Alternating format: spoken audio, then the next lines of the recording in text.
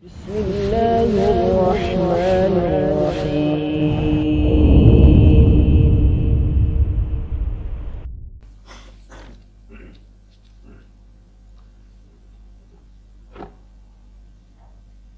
Assalamualaikum warahmatullahi wabarakatuh. Bismillahirrahmanirrahim. Alhamdulillahi ala ihsanih wa syukru lahu ala taufiqihi wa amtinani. Asyhadu an la ilaha illallah wahdahu la syarika lah ta'ziman li sya'nih wa asyhadu anna Muhammadan abduhu wa rasuluh al-hadi ila ridwanih. Allahumma salli wa sallim ala nabiyyina Muhammadin wa ala alihi wa sahbihi wa ikhwani. Ya ayyuhalladzina amanu taqullaha haqqa tuqatih wa la tamutunna illa wa antum muslimun. Ya ayyuhalladzina amanu taqullaha wa qulu qawlan sadida yuslih lakum a'malakum wa yaghfir lakum dhunubakum wa may yuti'illaha wa rasulahu faqad faza fawzan 'azima. Amma ba'd. Ma'asyiral muslimin, hadirin yang senantiasa dirahmati oleh Allah.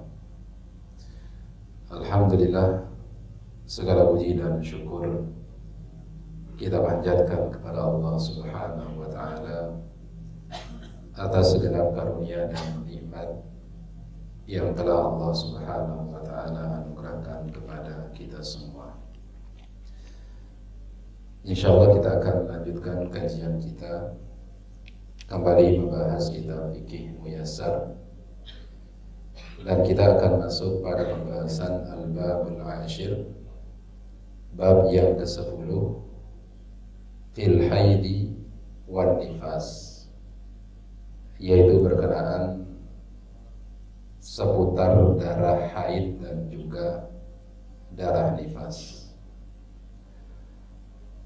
Para ulama rahimahumullah ta'ala mengkategorikan pembahasan berkaitan tentang darah haid sebagai salah satu pembahasan yang paling sulit, paling pelik dari banyaknya pembahasan-pembahasan berkaitan tentang masalah fikih. Bahkan hal ini diakui secara langsung oleh salah satu di antara ulama besar, salah satu dari ulama 4 mazhab, yaitu Al-Imam Ahmad rahimahullah ta'ala. Beliau mengatakan, "Makathu fil haidi tis'a sinina hatta fahimtu." Kata beliau, saya menghabiskan setidaknya 9 tahun lamanya untuk mempelajari, untuk meneliti, untuk membahas terkait tentang masalah darah haid. Dan barulah setelah beliau mempelajari selama 9 tahun lamanya, barulah beliau faham. Bahkan juga disebutkan oleh seorang ulama yang lainnya, beliau berikan keterangan bahwasanya saya telah mempelajari yang berkaitan tentang masalah darah haid dari seluruh madhab yang 4, dan saya mempelajari hal tersebut dari berbagai macam guru.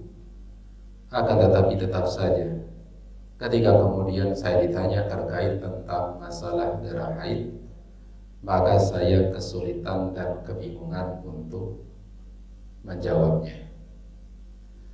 Jadi sekali lagi, berkaitan tentang masalah darah haid ini adalah perkara yang memang sangat-sangat pelik sekali. Terlebih lagi nanti kita akan dapatkan banyak sekali terjadi perselisihan pendapat di antara para ulama terkait tentang masalah haid ini. Dan di dalam bab ini penulis akan menjelaskan beberapa pembahasan kepada kita semua. Di pembahasan yang pertama beliau akan sampaikan definisi daripada haid.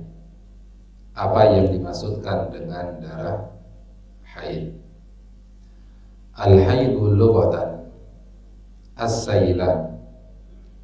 Haid dalam bahasa Arab maka berarti as-sailan, yaitu sesuatu yang mengalir. Karena yang namanya darah haid itu dipersyaratkan dia keluar dalam keadaan mengalir. Kalau misalkan yang keluar itu hanya flek, hanya noktah-noktah saja dan tidak keluar secara mengalir, maka itu tidak disebut dengan darah haid.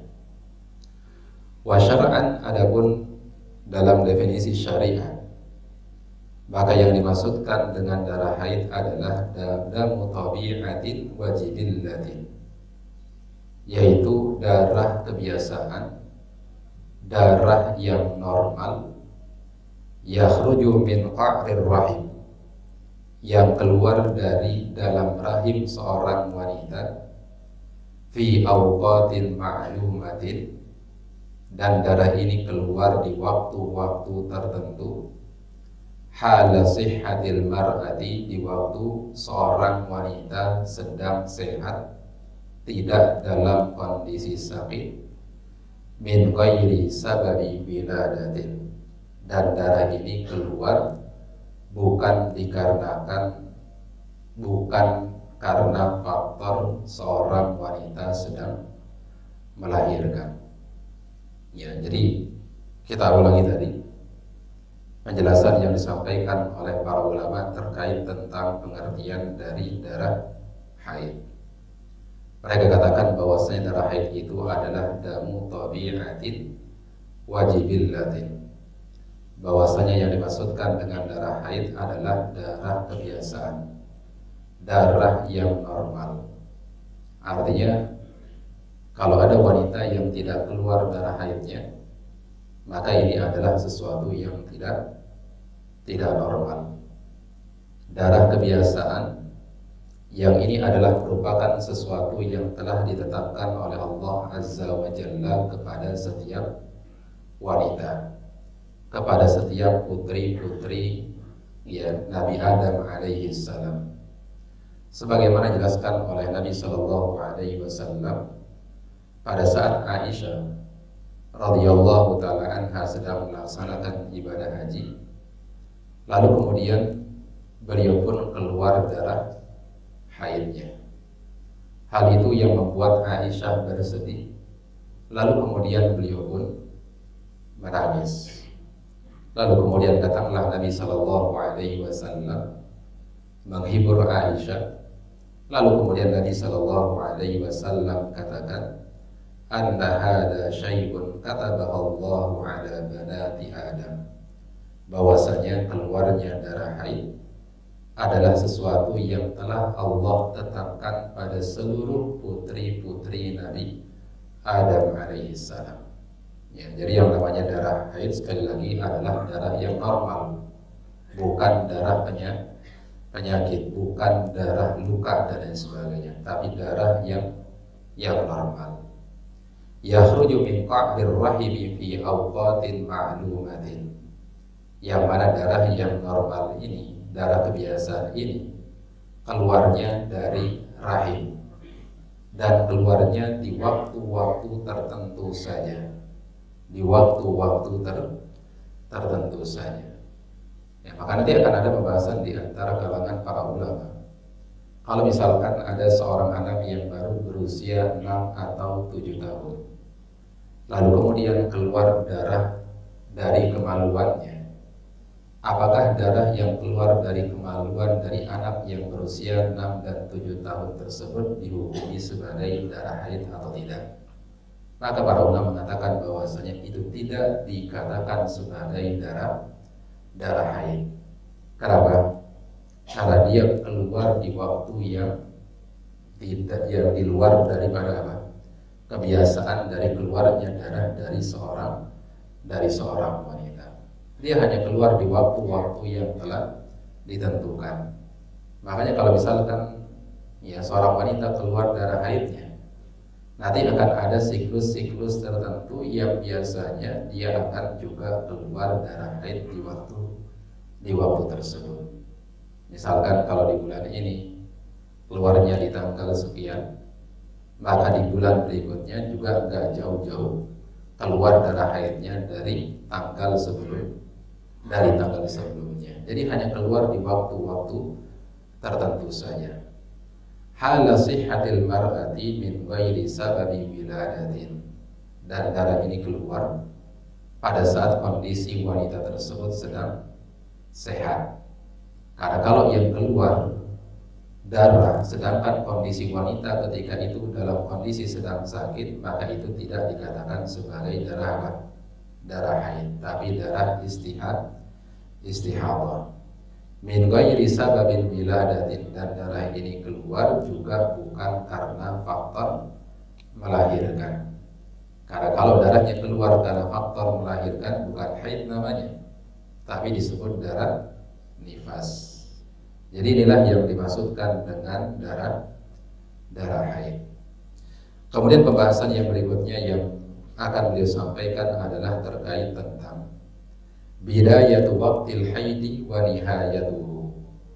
Kapan terjadinya haid yang pertama kali pada diri seorang wanita, dan kapan terakhir kali seorang wanita akan keluar darah haidnya. Maksudnya di sini akan ditentukan dari sisi usianya. Pada usia minimal berapa tahun seorang wanita itu baru akan keluar darah haidnya, dan di usia berapa seorang wanita itu dihukumi sebagai wanita yang menopause, yang tidak lagi bisa keluar darah haidnya. Maka kata beliau, la haidha qabla tamami tis'i sinina, maka tidak ada darah haid yang keluar dari seorang wanita sebelum dia mencapai usia 9 tahun. Ya, tidak ada darah haid yang keluar dari seorang wanita sebelum dia mencapai usia 9 tahun. Artinya minimal usia seorang wanita di mana dia baru mengalami menstruasi atau haid pertama kalinya minimal berusia 9 tahun. Ini artinya kalau usianya baru 8 tahun lalu kemudian keluar darah, maka darah yang keluar tersebut tidak dihukumi sebagai darah haid. Minimal usianya adalah 9 tahun. Dan subhanallah, ini sesuai dengan apa yang disampaikan oleh para dokter, mereka yang ahli dalam bidang kesehatan.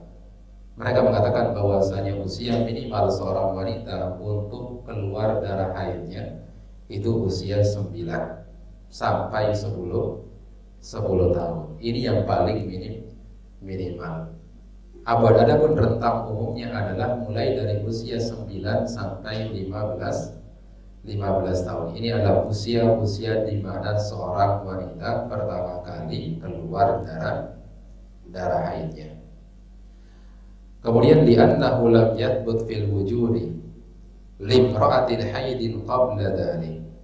Lalu kemudian apakah ada dalil yang menunjukkan bahwasanya minimal usia seorang wanita itu baru pertama kali keluar darah haidnya di usia 9 tahun?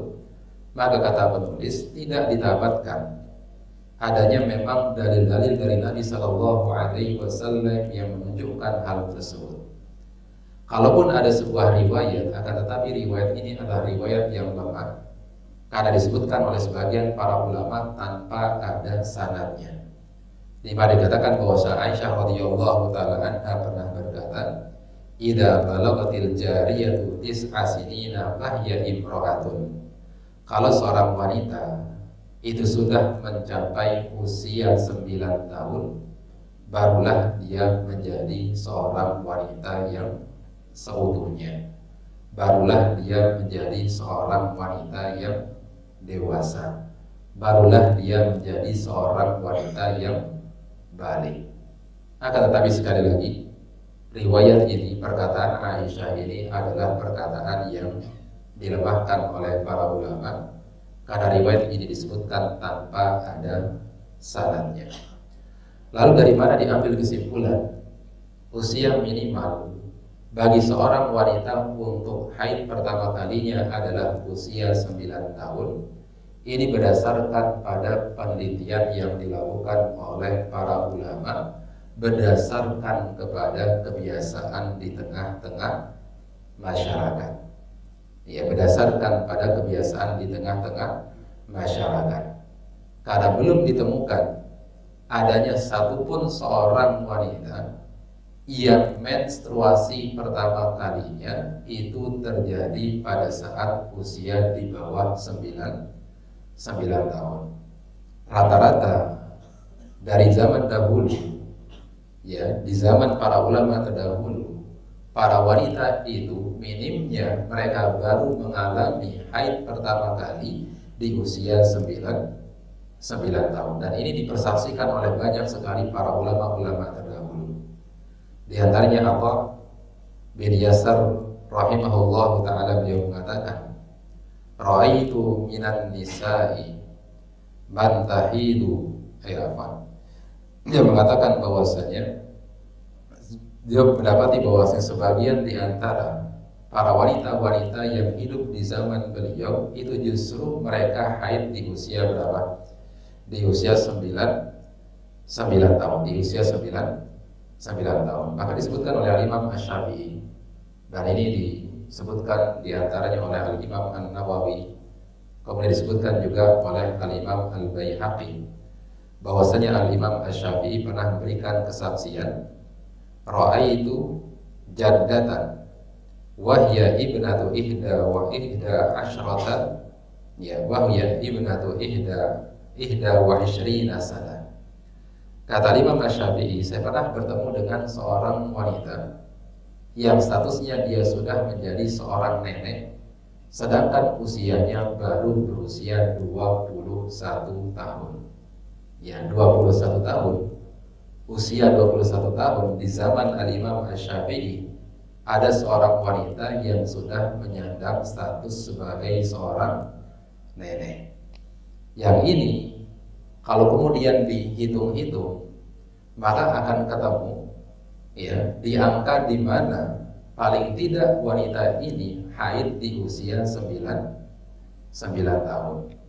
Katakanlah misalkan dia haid di usia 9 tahun, kemudian dia menikah di usia 9 tahun lebih sedikit misalkan, lalu kemudian dia baru hamil di usia 10 tahun, baru melahirkan kemudian di usia 10 tahun misalkan, melahirkan di usia 10 tahun.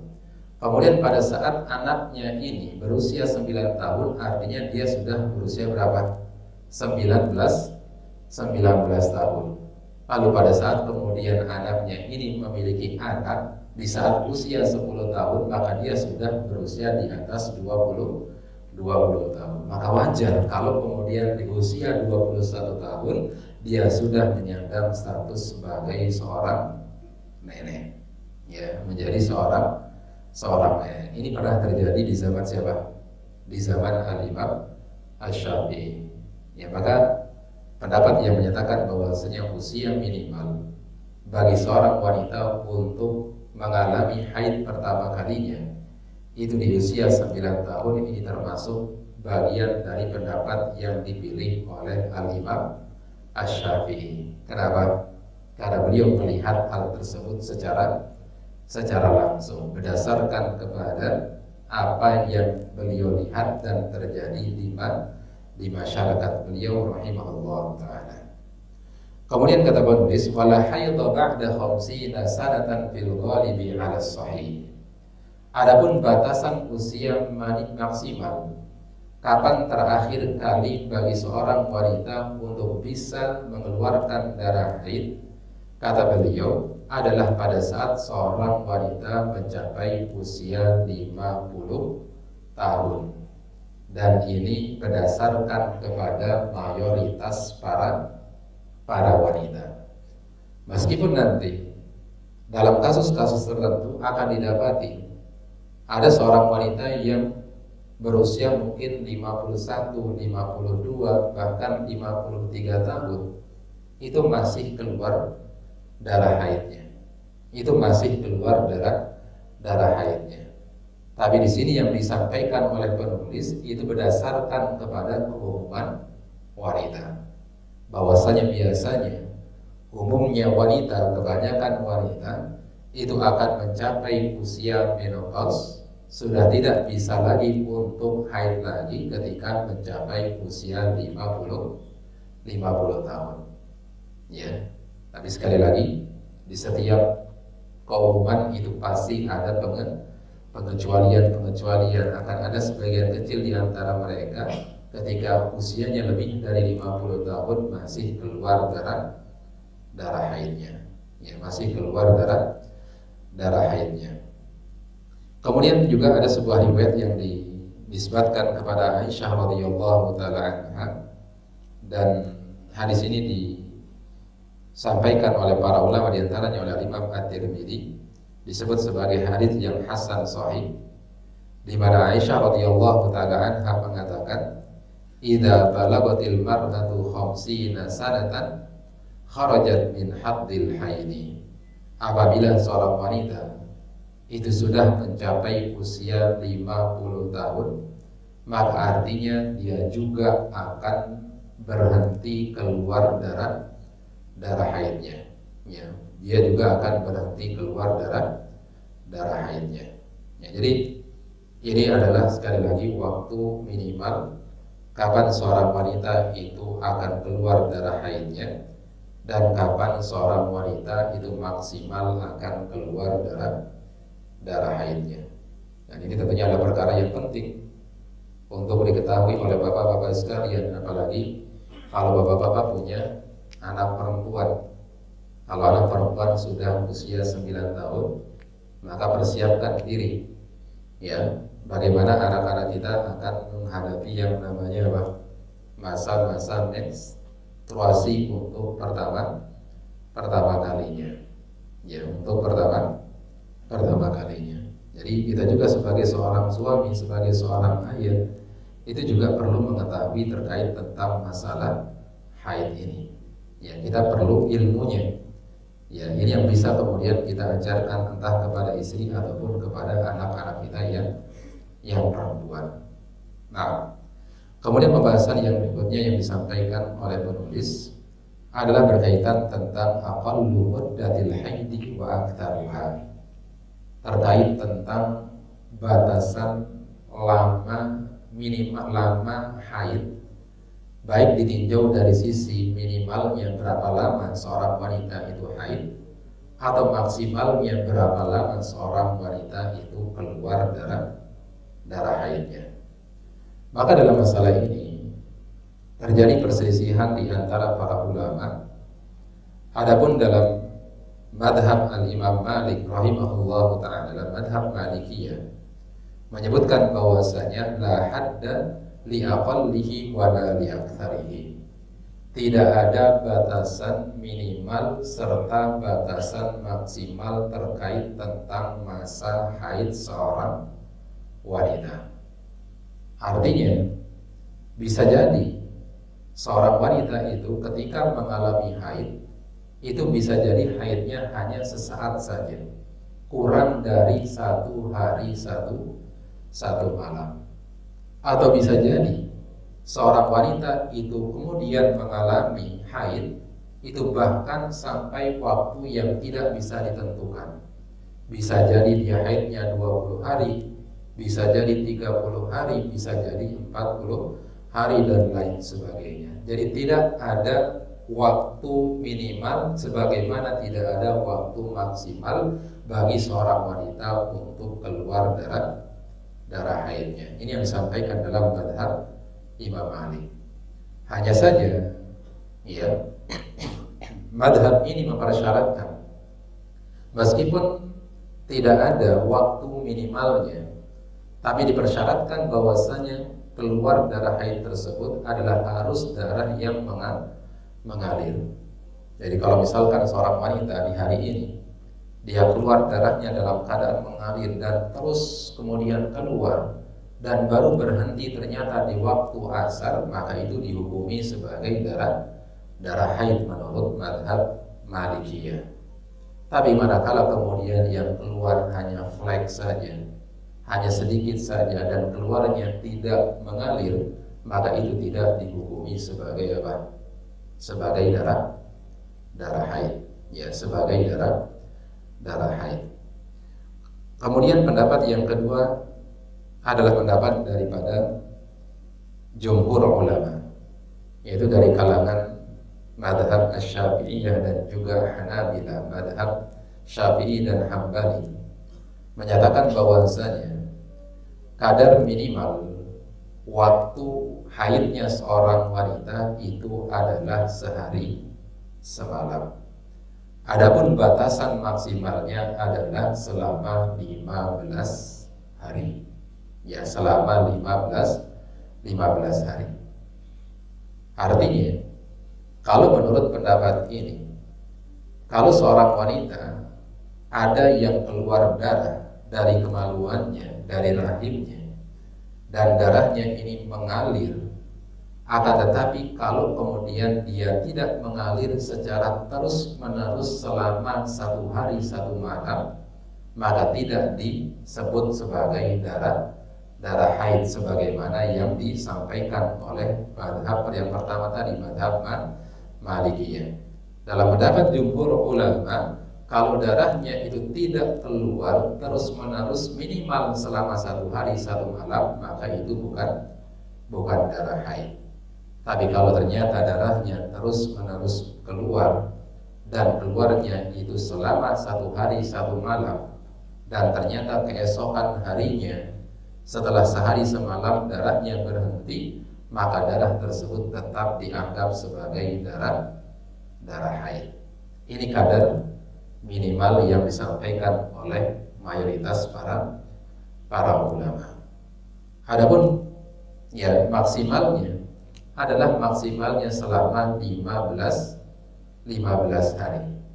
Jadi kalau misalkan seorang wanita itu hari pertama, hari kedua, hari ketujuh, hari 8, 9, 10 ternyata darahnya terus keluar, maka itu tetap dianggap sebagai darah haid. Sampai kapan? Sampai dia keluar di hari yang ke-15.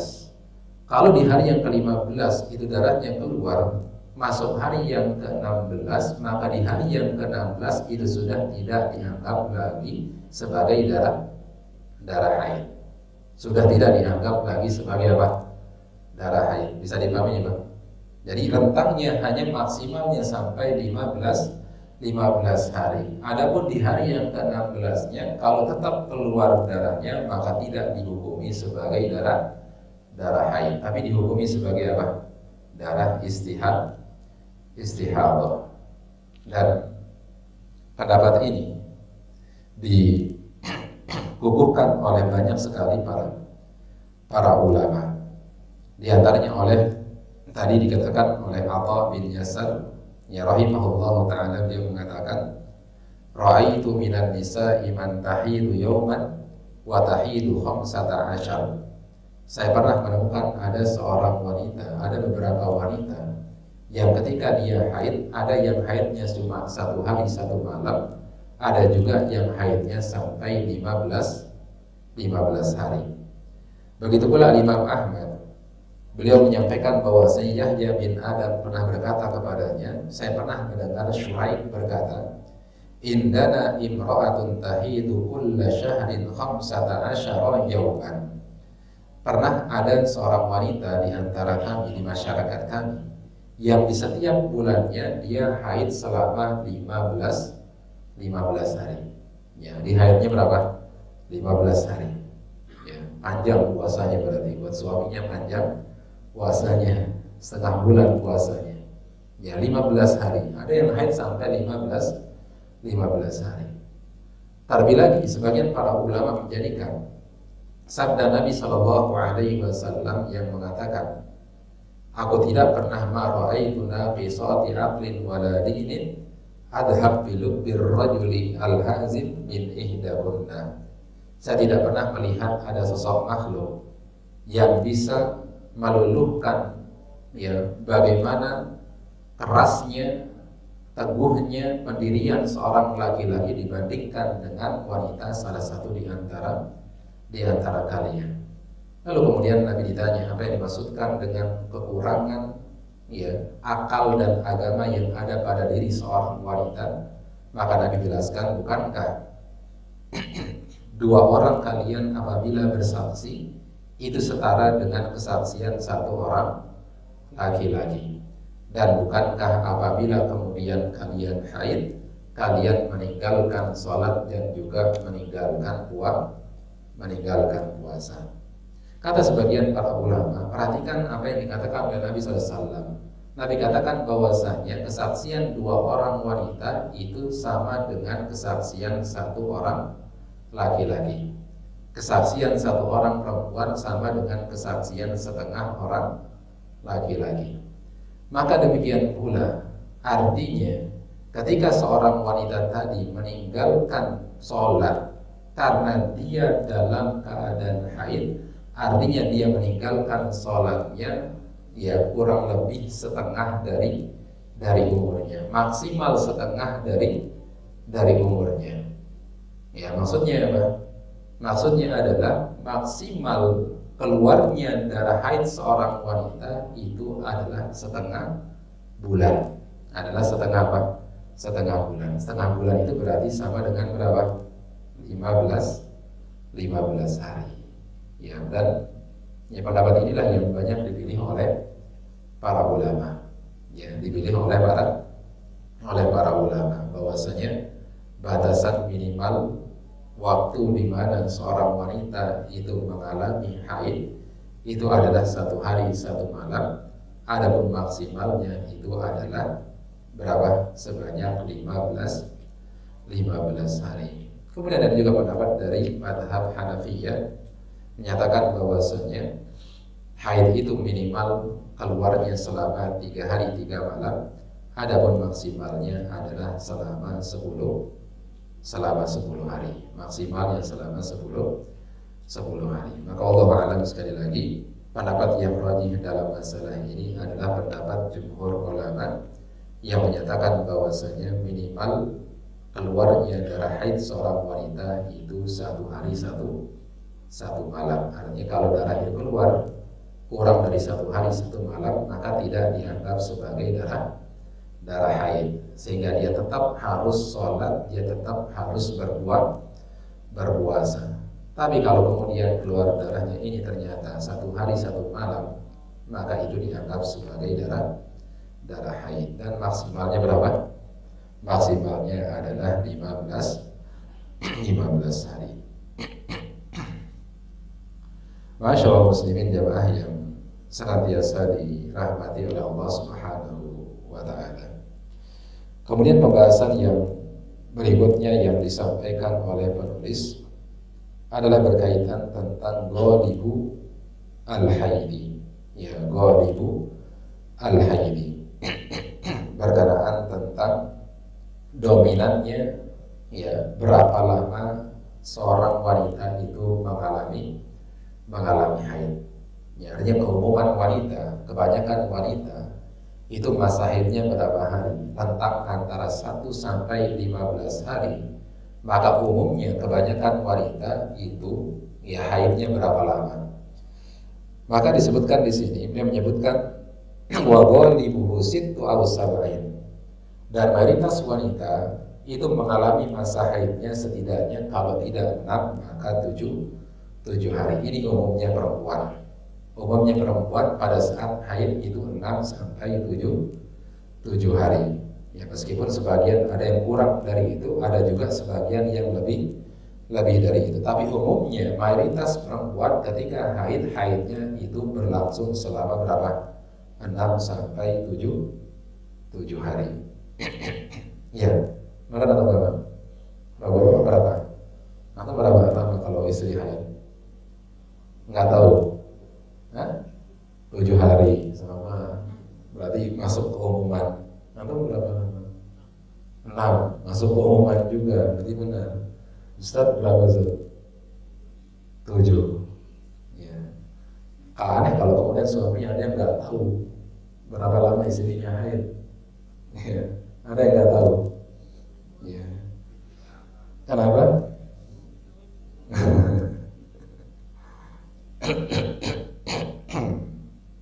Jadi sudah tahu ya berapa lama hari seorang wanita, seorang istri itu apa?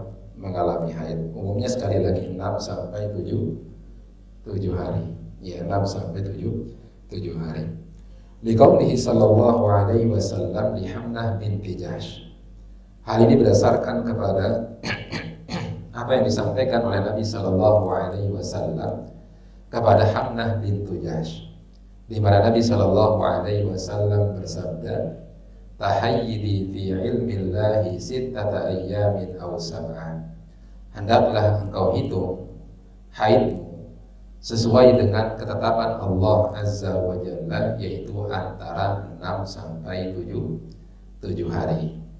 Tsumma igtasili wa sholli. Lalu kemudian setelah selesai 6 atau 7 hari setelah haid tersebut, maka hendaklah engkau mandi, lalu kemudian sholat arba'atan wa ishrina yauman, dan hendaklah engkau sholat selama berapa?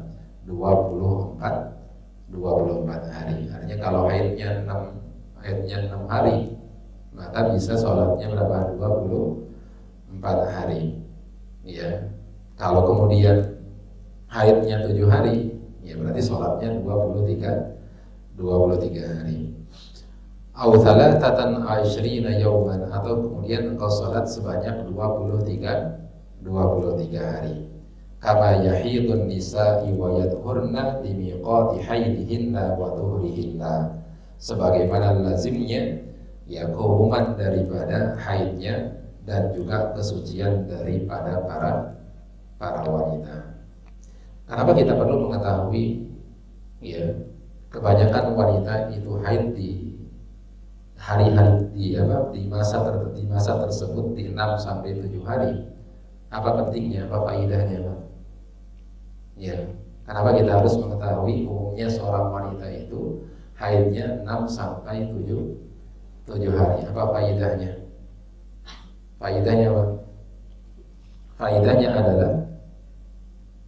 Faedahnya adalah ketika kemudian ada seseorang yang punya penyakit tertentu yang menyebabkan dia keluar darahnya yang disebut dengan darah istihadah, sehingga kesulitan bagi dia untuk membedakan mana darah haidnya dan juga mana darah istihadahnya. Maka mana darah haid dan mana darah istihadahnya. Ya, dia kesulitan membedakan mana darah haid dan darah istihadah. Maka dalam kondisi yang seperti ini, ya, seorang wanita yang mengalami penyakit tertentu sehingga keluar darah istihadahnya, maka cara menghitung haidnya adalah dengan melihat kepada haid keumuman dari para wanita, yaitu apa?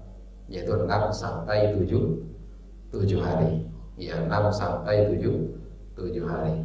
Kalau kemudian masyarakat di sekitarnya umumnya itu haidnya 6 hari, maka dia putuskan bahwasanya haidnya 6 hari, adapun sisanya yang 24 hari tersebut kalau terus keluar darahnya, maka dihukumi sebagai darah apa? Sebagai darah istihadah. Ya, jadi ini yang disampaikan oleh penulis. Wallahu ta'ala a'lam bishawab. Baik, sampai sini ada pertanyaan.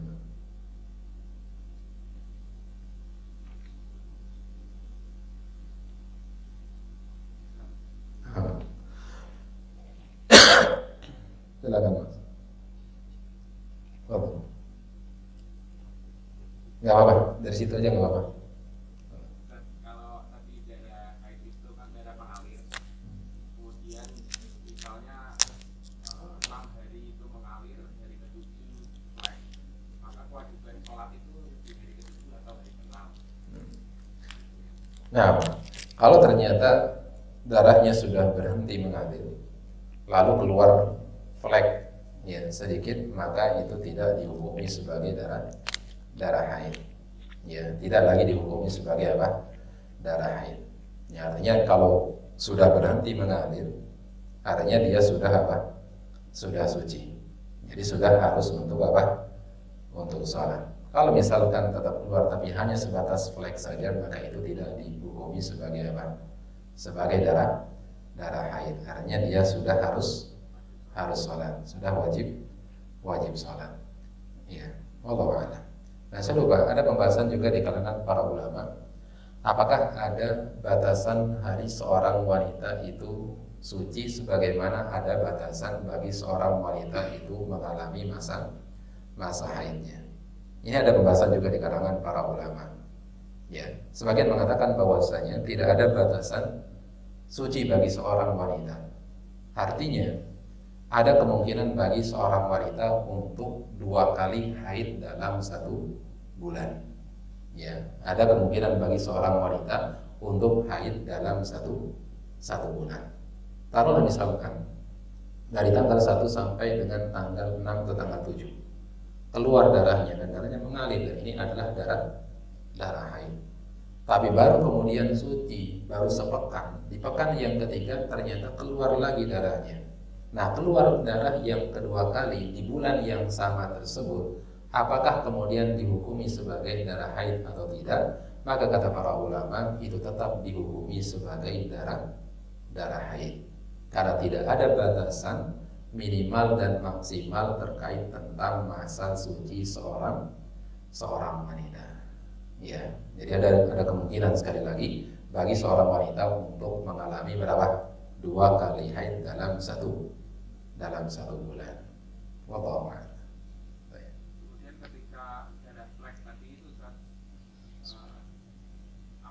ada keringanan untuk misalnya dalam 1 hari kan bisa keluar flek mungkin 3 kali gitu ya. Nah, keringanan bersucinya itu apakah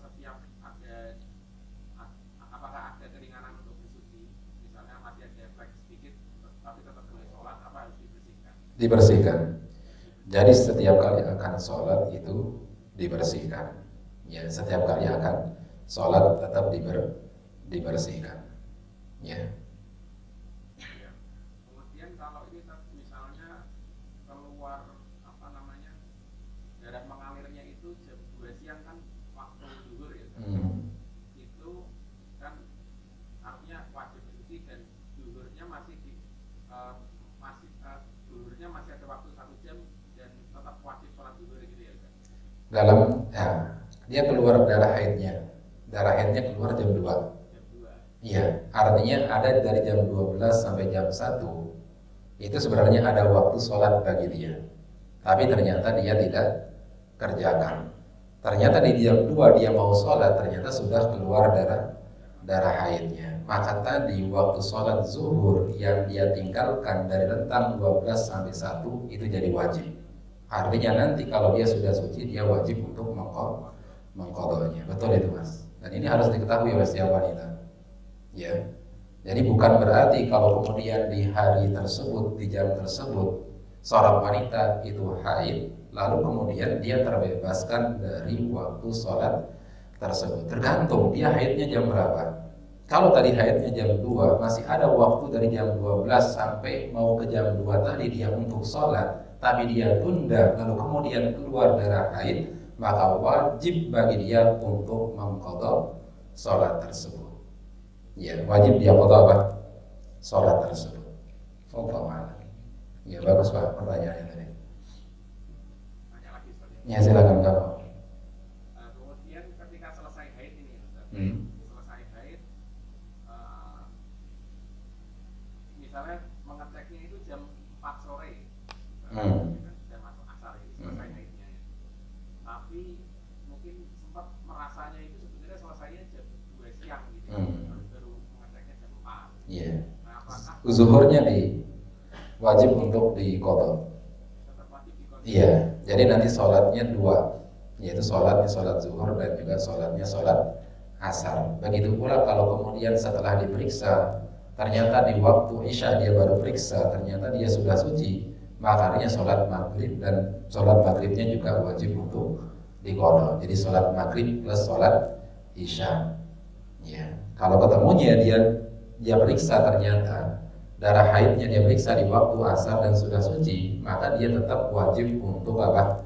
Sholat zuhur. Jadi sholatnya diqadha, sholat qadha zuhur plus kemudian sholat asar. Jadi batasnya ketika merasa mengalir terakhir itu ya. Jadi nanti dapat dipastikan kalau seorang wanita itu dia memeriksanya di waktu asar, dia periksa di waktu asar, lalu kemudian ternyata sudah apa?